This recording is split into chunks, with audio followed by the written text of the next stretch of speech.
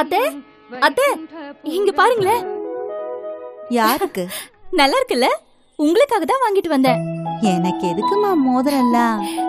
அட, உங்க கைக்கு எவ்வளவு பொருத்தமா இருக்கு. இருமா, பால் பாயசம் பண்ணிருக்கேன், எடுத்துட்டு வரேன்.